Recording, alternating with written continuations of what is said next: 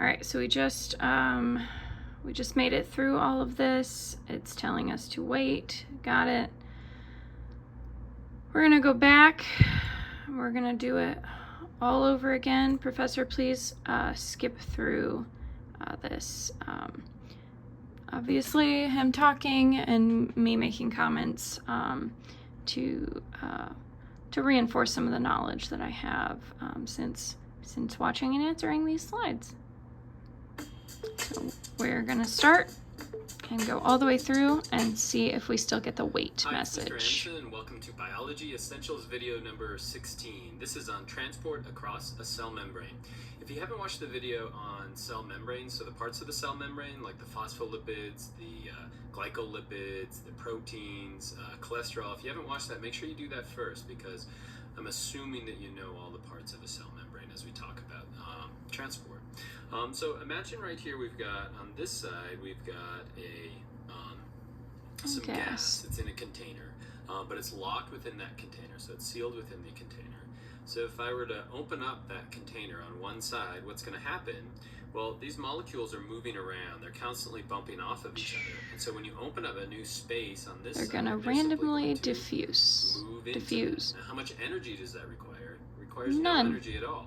They're just randomly moving around. They're going to randomly move into that space. Likewise, if I remove the container on the outside, what's going to happen? They're going to randomly keep moving. And so that process, that random movement, is something called diffusion. Now, if we want to move those molecules in is the random movement a theory or proven? But it's usually going to require energy to do that. And so when we do that, we're going to cash in some ATP, and that's called active transport. And so, okay, now we are going to submit our written answer. Continue. So to summarize what I'm going to talk about in this podcast, there are two forms of transport. We have passive and then active. And so the greatest form of passive transport that I'll talk about, or the most common, is going to be called diffusion. Diffusion is just that random movement of particles. It's super important because that's how you get oxygen into your body, and that's how you get rid of things that we don't need, like carbon dioxide. A specific type of diffusion is osmosis, and osmosis is simply diffusion of water across a semi-permeable membrane. That has a huge impact on cells, because if they are in a hypertonic, hypo, or isotonic environment, they're either going to isotonic is happy, or nothing's going to happen to the water inside them according to osmosis. And so that's hypertonic is going to shrink them, and hypotonic is going to lysis or explode them. Transport is called facilitated diffusion. It's just like diffusion, but we need to use proteins to actually move the material across.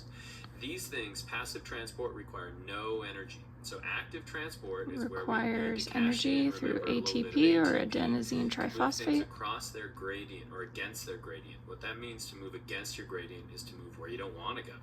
And so proteins and ATP are required to do active transport. As the most famous type of sodium potassium pump. Sodium potassium pump. I'll talk about that and its importance in maintaining a gradient on nerve cells. Okay. And what does the sodium potassium pump require to function? It requires ATP and protein. Submit. Green check marks. Continue playing. And then on the large scale form of active transport are both endocytosis and then exocytosis. So that's just not moving a few molecules, it's moving big particles, even organisms, across a membrane. And so let's get started.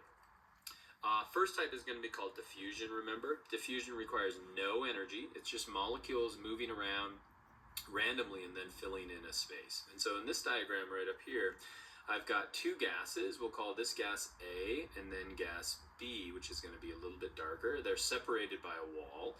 And so these particles are randomly moving around. If I remove that barrier and then check back on it a little bit later, they're going to diffuse into the space from A. According to their gradient. In other words, the gray is going to move in this direction and the black is going to move in that direction. And so that would be called moving with their gradient or along their gradient. Now, it's not just a linear path. You can see right here that it's going to be a random bounce that whole time. Where does this play out inside our body? Well, these are the alveoli. Alveoli are going to be in the lungs. And so our lungs are one way. In other words, you breathe in air. It eventually goes all the way down to the level of the expels or alveoli, which are these diffuses small carbon sacs dioxide. of really thin cells. And then we're just simply going to have diffusion across that gradient. You have a lot of oxygen when you breathe in the alveoli, and so that's going to flow right into the capillary beds. And likewise, we have a lot of carbon dioxide in our capillary beds, and that's going to flow back into the alveoli. And so that requires no energy. And so when I go like that and take a big breath, that oxygen is going through into my alveoli, it's going into my blood supply, and in fact, it's moving into the cells in my body according to diffusion. It requires no energy. Likewise, when I breathe out, that carbon dioxide is coming out through a process of diffusion as well. How much energy does that require? No energy. Written submission. Submit. Continue. Got it. Let's go to the next one then. A specific type of diffusion is called Osmosis. So osmosis, if we were to define it, is the diffusion of water across a semi-permeable membrane. And so this is the YouTube experiment. In the YouTube experiment, what we have are two different concentrations of water. Sugar water and less sugary water. And this has less sugary water. Now, the sugar can't move across the membrane, but the water can. And so where's the water going to move here? The water over time is going to move from an area of high water concentration to low water concentration. And so if you were to watch this YouTube experiment, you'd see that on this side, the water is mysteriously rising up because you can't see the sugar that's dissolved inside the water. But it's going to do that until the concentration on either side of that semi-permeable membrane is going to be the same. In other words, the ratio of water to the sugar molecules is exactly the same. And that's why when you throw salt on a slug, the slug is going to shrivel up. And the reason why, let me get some water, is that the water is going to move from an area of high water concentration inside the slug to low water concentration on that salty area of its surface. Out of the slug. Where does that play out as far as humans It's going to make it Well, hypertonic. this is a red blood cell. So a red blood cell is surrounded by plasma. Too much and the salt, concentration not of the enough plasma water. is the same as the red blood cell. This And the reason is why is that happy. we're going to have water flowing in and water flowing out. In other words, it's at It's a equilibrium. balance. We're not going to Equilibrium. have it go radically in one direction or the other. If you were to inject salt water into our blood, what would happen to it? Well, if you think about that, there's going to be salt water out here, so there's going to be a lower concentration of water outside of the blood cells, and so the water is going to flow out, and that's going to cause the blood cells to shrivel up. And again, it will shrink, it will shrivel.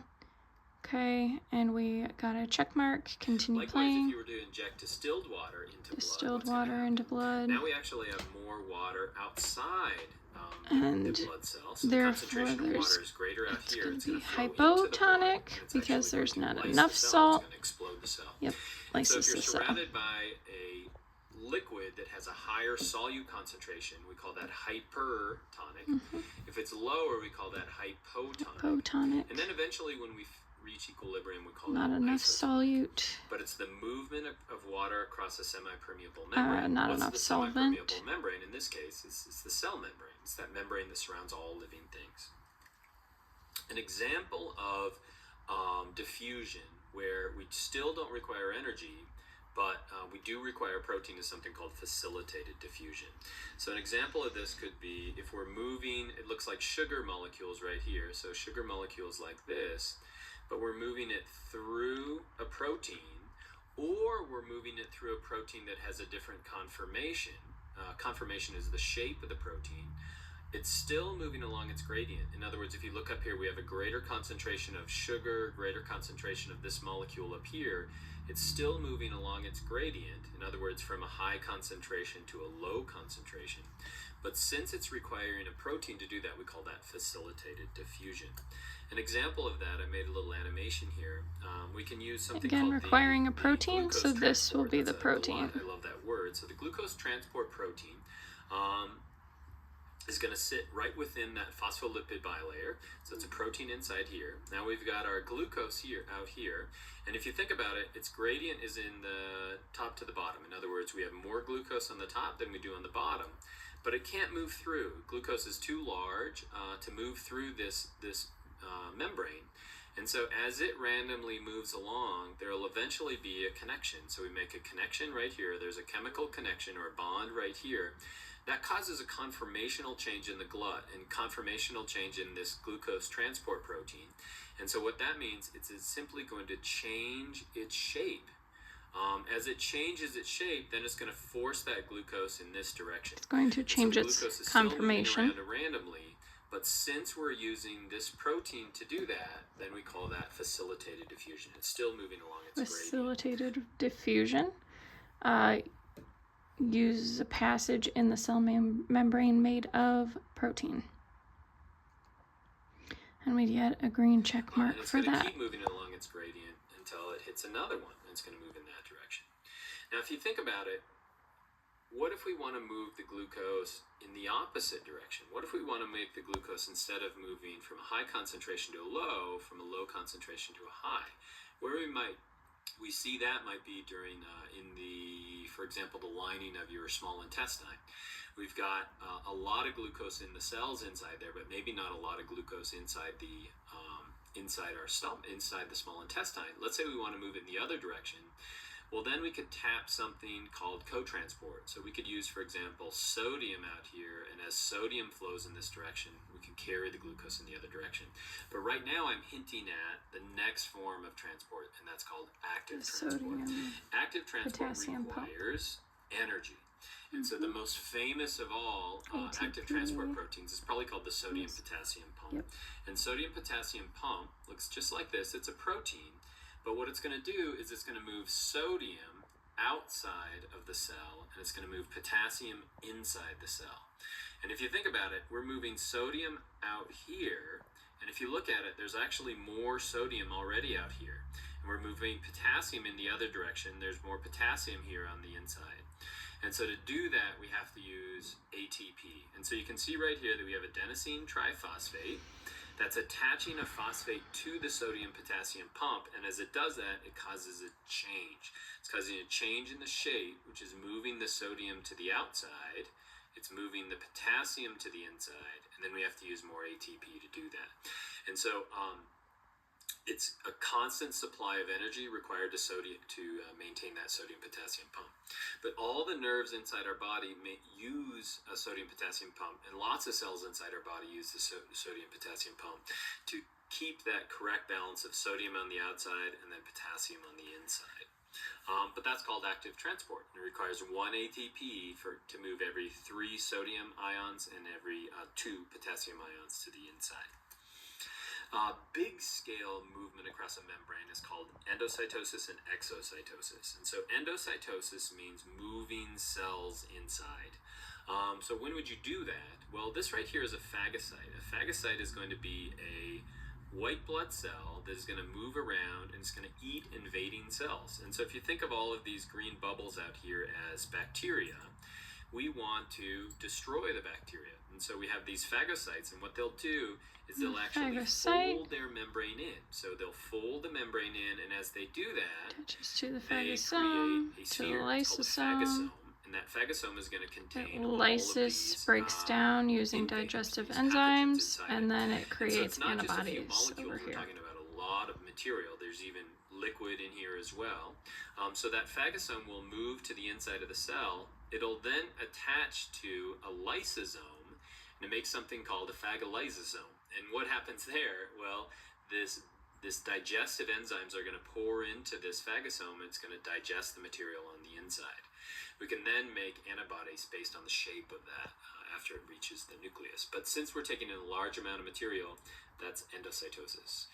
Does this take energy? Of course, yeah. We're going to move it against its gradient, so we're also going to move this membrane, so that requires ATP to do that. So it's a form of active transport. And then finally, exocytosis is simply moving in the opposite direction. And so a great example of that you're probably familiar with, this is a nerve signal moving in this direction. In other words, we have an action potential moving in this direction. And so we have to send that signal across the synapse, which is going to be this gap between 2 different neurons. To do that, we use what are called neurotransmitters. Neurotransmitters are these molecules that are moving across that synapse to the other side, and then they're going to start an action potential on the other side, and so that nerve signal can keep moving in this direction. But to do that, we have to release a lot of neurotransmitters, and so that process is called exocytosis, or the release of large amounts of material. Those will go across and they'll open up these gated channels on the other side. And since we're moving a lot of material, that's called exocytosis. And so again, in summary, if you're not adding energy, it's called passive transport. If you are, it's called active transport. But both of these are ways to move materials across the cell membrane. Alrighty, across the cell membrane. And we have, wait, looks like you haven't finished the video and all the questions. Please finish watching the video and answer all questions before moving on. Got it? And I will be sending this video to you, Professor, so that you can see this bug. Thank you.